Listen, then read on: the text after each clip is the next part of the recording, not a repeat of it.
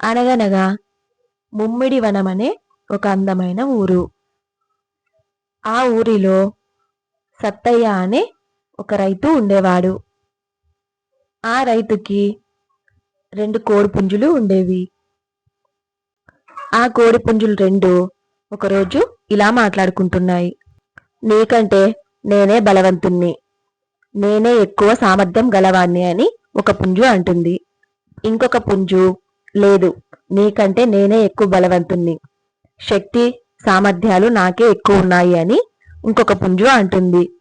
ఇలా వాదించుకొని ఎవరి ధైర్యం ఎంతుందో, ఎవరు గెలుస్తారో అని ఆ 2 పుంజులు పోటీ పెట్టుకున్నాయి. బాగా గొడవ పడడం మొదలు పెట్టాయి. చాలాసేపటికి అందులో ఒక కోడి పుంజు బాగా దెబ్బలు తగిలి తీవ్రంగా గాయపడుతుంది. ఆ కోడి పుంజు అక్కడి నుంచి పారిపోతుంది.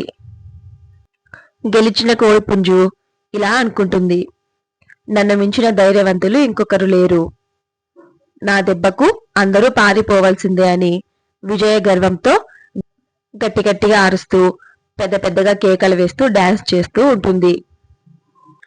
ఆ ఇంటి ముందర సత్తయ్య నిద్రపోతూ ఉంటాడు. ఈ కోడిపుంజు అరుస్తూ డాన్స్ చేయడంతో మెలకువ వచ్చి ఒక కర్ర తీసుకొని గెలిచిన కోడిపుంజు పైన విసురుతాడు. ఆ కట్టె విసరడం వల్ల ఆ కోడికి దెబ్బ తగిలి అక్కడికక్కడే మృతి చెందుతుంది. విజయ గర్వంతో విర్రవీగేవాడికి దేవుడు తగిన శిక్ష వేస్తాడు.